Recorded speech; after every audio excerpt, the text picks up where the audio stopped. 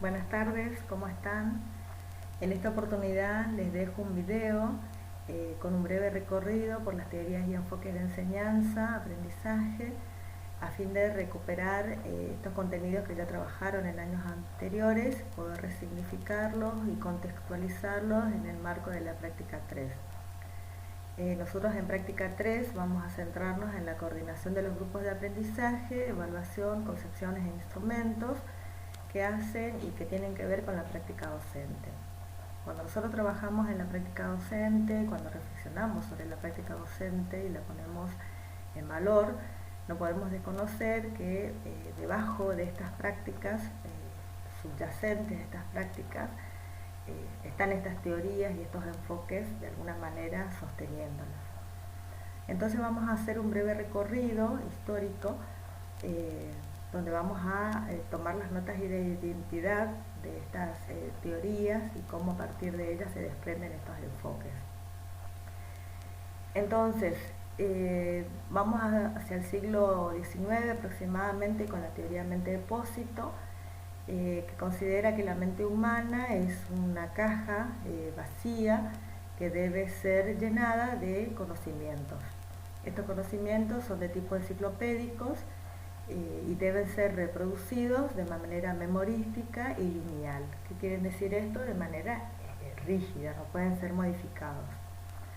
De esta teoría, mente-depósito, se desprende el enfoque tradicional, cuya característica principal es el rol predominante, el rol central en el docente, que es el poseedor del saber y es el encargado de transmitir estos conocimientos enciclopédicos. Obviamente el rol del individuo que aprende va a ser pasivo, va a ser el receptáculo de estos conocimientos y va a tener que reproducirlos respetando la estructura de estos conocimientos y reproducirlos así como se los presentan, así como están.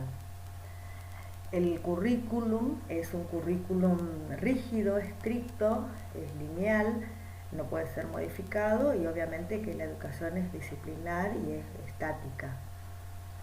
Hacia el siglo XIX-XX nos encontramos con la teoría conductista de la mano de Watson, Pavlov y Skinner, que consideran que el comportamiento humano puede ser moldeado, puede ser regulado a partir de la administración de distintos estímulos.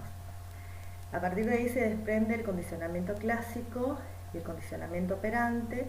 El condicionamiento clásico trabaja sobre el estímulo y la respuesta y el condicionamiento operante trabaja sobre la administración de determinadas recompensas o castigos en estas conductas, en estas respuestas que surgen a partir de esos determinados estímulos.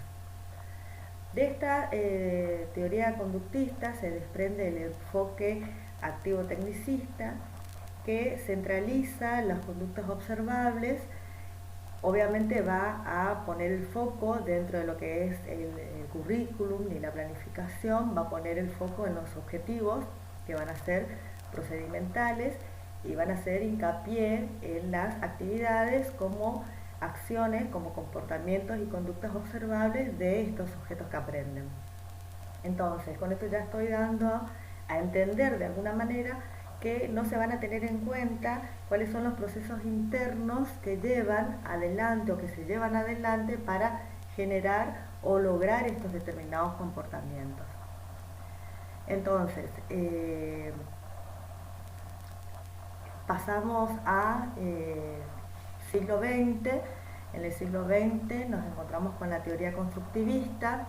De la teoría constructivista, digamos que tomamos tres referentes muy importantes, digamos, los más importantes, y de estos tres referentes, en lo particular, vamos a destacar ciertos aspectos que hoy en día de alguna manera regulan lo que son las distintas concepciones de enseñanza a las cuales los docentes tendemos, y que las normativas nos dicen que tenemos que direccionar nuestras prácticas.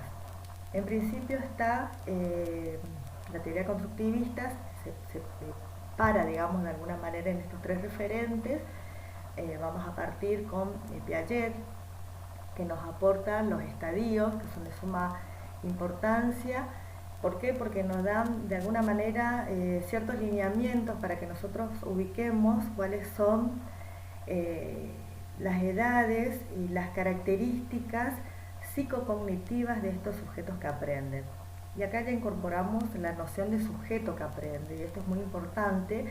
Yo al principio hablaba como de individuos en las teorías anteriores, como que no se visualizaba que en este proceso, en la educación y en los procesos de aprendizaje y de enseñanza, había un sujeto detrás de todos estos contenidos y detrás de todas estas acciones.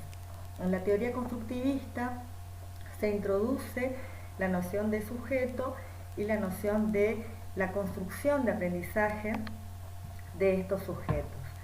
Entonces, volviendo, Piaget nos dice, nos aporta estos estadios que de alguna manera nos dan las características psicocognitivas en las que ellos se encuentran. Sabemos que los estadios no son lineales, o sea, no son rígidos.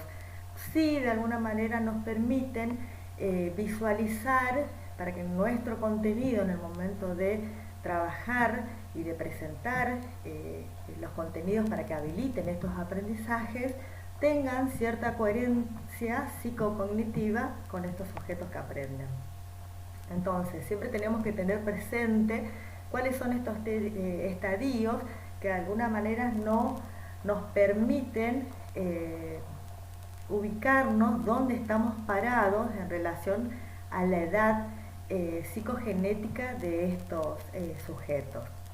Es importante pensar que todas estas teorías no son teorías propias de la educación, son teorías psicológicas, teorías psicobiológicas y teorías filosóficas que de alguna manera dan elementos para que se vayan construyendo estos enfoques, y los enfoques son perspectivas que se tienen, miradas que se tienen en relación al proceso de enseñanza-aprendizaje.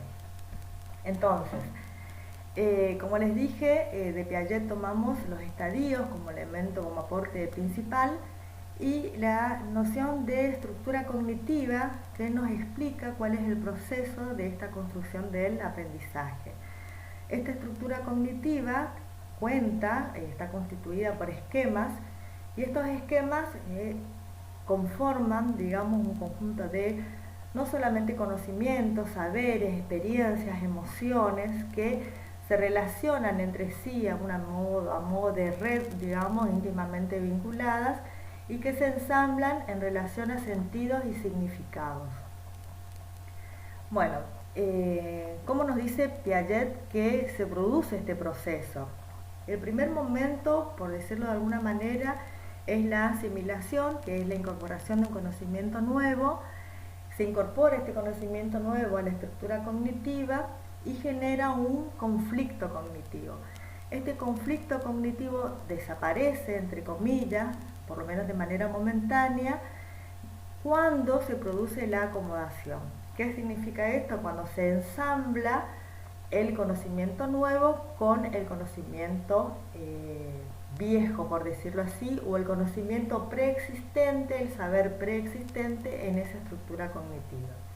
Cuando se produce este ensamble en la estructura, se genera la acomodación y se restablece el equilibrio que se rompió en este conflicto cognitivo. Esto es muy importante porque estos procesos, nosotros somos creyentes de que estos procesos suceden en estos sujetos que aprenden. Entonces, si nosotros creemos que estos procesos suceden en realidad, yo tengo que habilitar en el aula estos espacios de aprendizaje para que esto pase. Porque si yo no los habilito, no habilito este espacio de aprendizaje, de construcción, difícilmente se va a generar, se va a producir esto. ¿Estamos?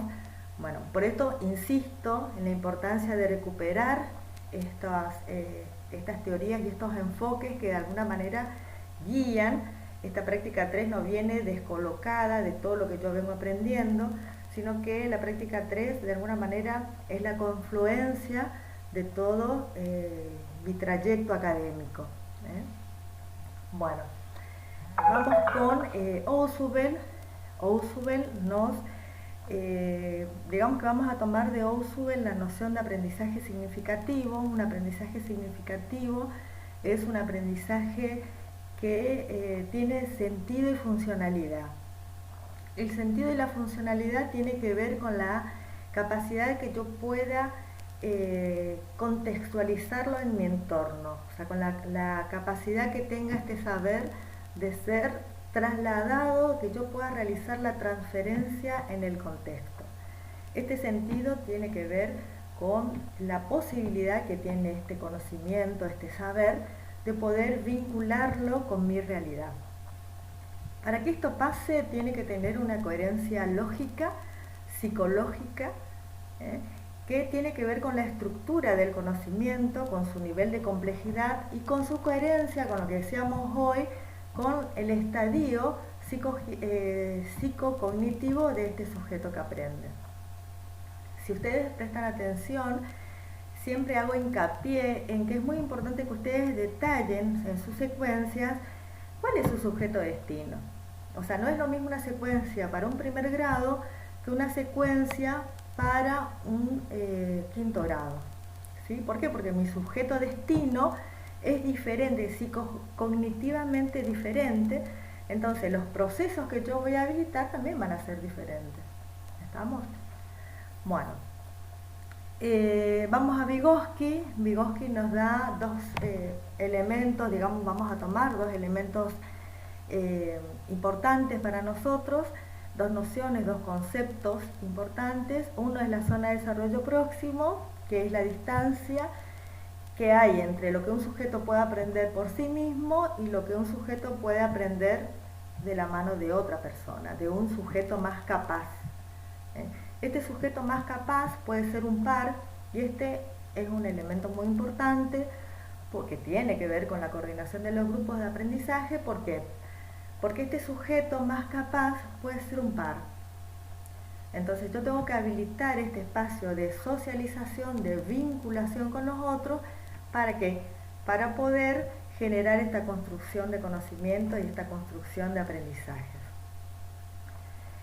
Y fíjense que la palabra transmisión no está visible en todo este enfoque. ¿Por qué? Porque la transmisión ya dejó de ser la protagonista principal. El protagonista principal es el sujeto que aprende. Y este sujeto que aprende necesita y es capaz de construir sus propios aprendizajes de la mano de este docente guía, orientador, que habilita y que genera espacios de construcción. Entonces, volviendo a la zona del desarrollo próximo, en esta distancia donde necesita la orientación y la guía de otro sujeto más capaz, que puede ser, como les dije, un compañero, un par, o bien la figura del docente. El otro componente importante que nos aporta Vygotsky, es la importancia en la construcción del lenguaje como elemento vinculador, como elemento que permite poner en palabras estos procesos internos que antes no eran valorados y no eran tenidos en cuenta.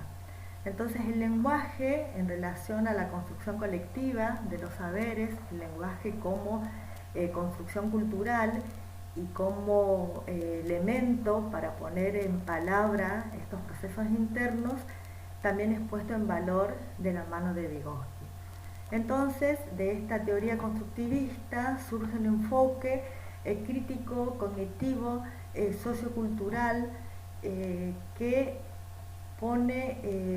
hace referencia a la construcción de aprendizajes de manera autónoma, con la necesidad de una guía, de la habilitación, de la habilitación del espacio, de la habilitación de la palabra, de la vinculación con los otros, y cómo los otros y el intercambio con los otros permite esta construcción. O sea, esta construcción no es aislada, no es unilateral, sino que es capaz y es posible debido a la relación que se genera con los otros. Entonces, para ir cerrando este recorrido Fíjense cómo nos fuimos moviendo en distintas direcciones donde fueron descentralizándose distintos componentes del famoso acto didáctico. El acto didáctico tiene que ver con la figura y el rol docente, la figura y el rol del sujeto que aprende, del educando, y cuál es la función, el rol protagónico o no que le damos al contenido. Y fueron estos componentes, se fueron moviendo, ¿no es cierto?, en función a cuál era la teoría que inspiraba o que inspiran los distintos enfoques. Entonces, para recuperar un poquito del porqué, la intención del por qué hacemos esta recuperación de estos contenidos que ya trabajaron en años anteriores, como les dije, es muy importante para que ustedes logren tener una mirada crítica positiva, crítica y reflexiva de sus propias prácticas y de las prácticas de los docentes con los que ustedes se van a vincular en práctica 3 y en residencia.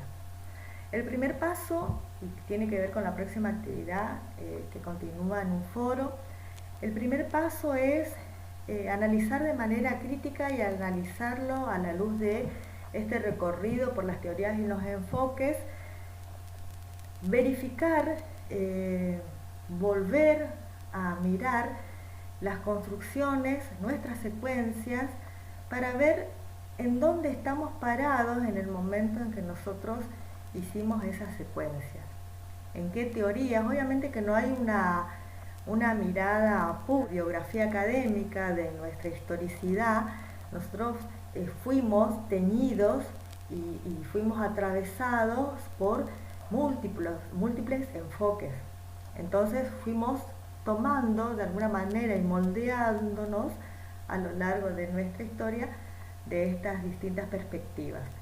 Entonces, estas perspectivas están y en nuestras secuencias están presentes. Entonces es importante que nosotros afinemos nuestra mirada para que podamos tener esta mirada reflexiva, esta mirada crítica, para poder avanzar hacia el enfoque que apunte a la construcción colaborativa y autónoma de los aprendizajes. Bueno, espero que estén bien, que les haya servido. Saben que la profe María José y yo estamos a su disposición, lo que necesiten. Y bueno, nos vemos en la próxima clase.